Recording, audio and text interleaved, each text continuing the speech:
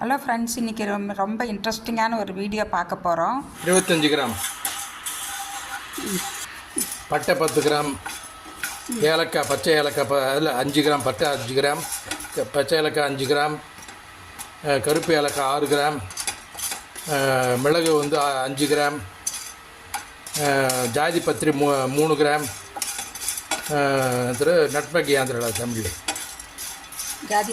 ஜாதிக்காய் 3 கிராம் பட்டை 5 கிராம் தான்.